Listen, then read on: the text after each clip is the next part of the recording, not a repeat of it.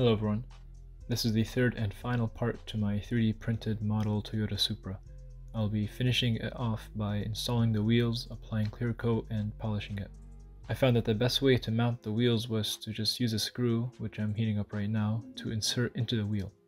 I can later adjust the distance of the wheel from the car when I install it. I'm also pushing a bit of the melted plastic over the edge of the screw so it can have more of a snug fit. I thought masking tape would be the best way to get sharp lines of paint, but it turns out that masking tape can be too sticky and can leave behind some material on the car. This isn't good when trying to remove it, as it might damage the paint, so instead I used clear packing tape. This actually gives sharper lines because it is not backed by paper, which can absorb the paint, and it also allows you to see where you should apply it since it's see-through. Now, after making sure that the car is spotless, I'm applying the first layer of clear coat. In any situation, the first layer of clear coat always has to be very thin. Hold it about 12 inches away from the part and spray a very thin layer. You don't want to overdo it so it doesn't sag and run off the paint. After that, you can spray anywhere from 2 to 4 medium coats depending on how glossy you want the final product to be.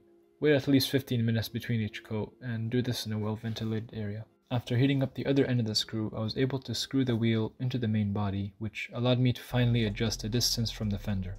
Now, it's important that the last wheel that you put on is put on precisely so that the model doesn't end up rocking on a flat surface. Hold the model flat and insert the final wheel while making sure that the wheel touches the flat surface. Now, this step may not be necessary, but if there ends up being uneven ripples on the clear coat, which is commonly known as orange peel, you will need to sand and polish the final layer.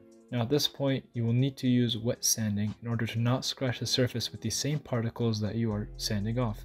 This soap water will carry away those particles and will prevent the surface from being damaged.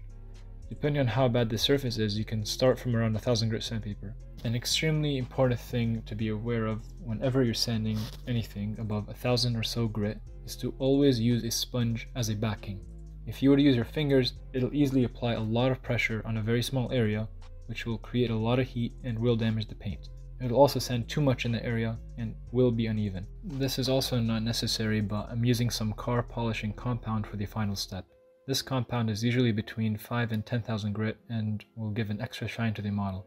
You don't want to use a big buffing wheel so that you don't accidentally apply too much pressure and remove the clear coat. So use your fingers or a small napkin and swirl the compound in a circular motion all around the model. This might take around 5 minutes, and after that wipe off the compound. After all that's done, I can't show you any more shots of it because I accidentally ended up burning some of it.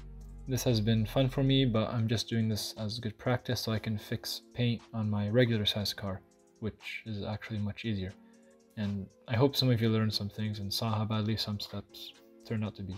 Thanks for keeping up with this, and I'll see you next time.